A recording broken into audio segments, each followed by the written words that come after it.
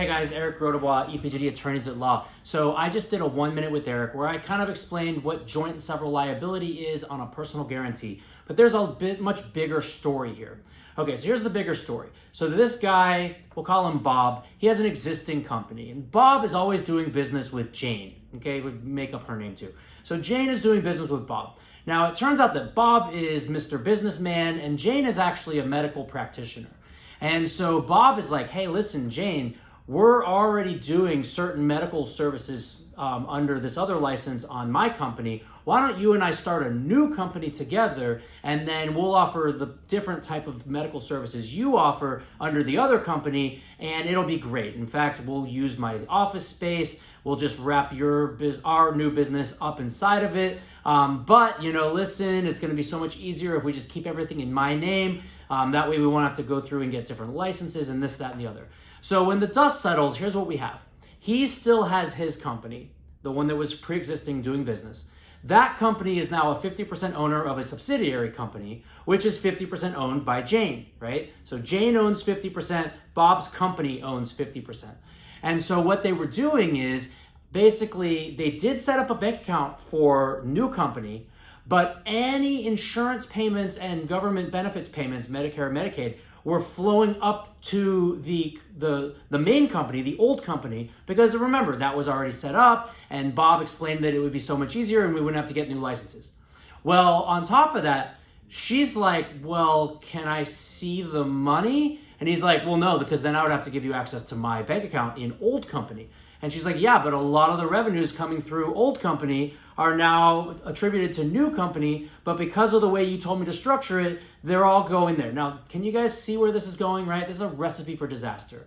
Not to mention, a little side note, we've got a doctor mentality over here, bringing that skill to the business, and then you've got El Businessman over here. And I'm not saying that's not a good collaboration. In fact, I would say that me and my partner, one of the great things about us is he's a really great lawyer and I really focus on the business side. That's not to take anything away from me being a lawyer and him also being good at business, but that's kind of the division we've come up with. But in her story, she keeps asking for simple things. Like, for example, there is no secret bank account at this law firm that only my partner has access to and I just have to trust him, right? That's not how it works. We have clear transparency between us on the finances, on expenses, on reimbursements, on all this stuff. And so I asked her, I'm like, who's the accountant? She goes, I don't know. I go, well, who's the banker? I don't know. My partner knew the banker. Okay, do you have access to the bank account? No, he still hasn't granted it to me. And yet, if you remember my 1 minute, she signed a personal guarantee. Now let's talk about that for just a second. So when a landlord rents you space, it's usually for a long period of time. It's usually 5 years or 10 years or some combination of that, right? So that's a lot of time. And let's just use round numbers. Let's pretend that your lease is $5,000 a month. That seems low for a lot of places, but it could be, maybe it's in a shopping center or something. Okay, so $5,000 a month for a year, that's $60,000 a year. Now, if that's a 10-year lease, not calculating raises in the rent, that's a $600,000 legal contractual commitment.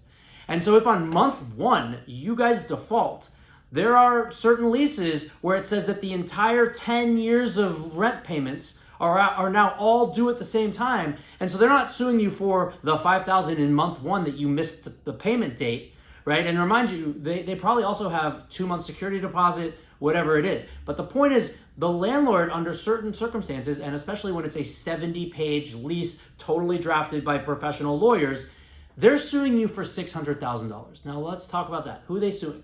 They're going to sue both partners who signed as personal guarantees in their individual names, and they're going to sign this company. Now, why does the landlord do that? Because the landlord knows that it's really easy to open and close companies, and it's really easy to try and hide assets. And it's really hard to pierce the corporate veil, and even if you can, it's hard to find those assets. So what they would rather have is a $600,000 judgment against a real human being, where at the very least, they could garnish that person's salary, wages, paychecks, 25% for the next 20 years, right? That's not to mention any investment properties, anything else. So guys, there's a lot to unravel here. What's important is, and what I kind of wanted to make this as the point, is when you see all these red flags, these are things that you should have discussed ahead of time And these are things that should discourage you from doing business with anyone except someone you trust completely. If you don't trust them completely, then here we are less than 2 years later. They've already lawyered up and we're going to battle. So guys, give me a call, Eric Rodebois.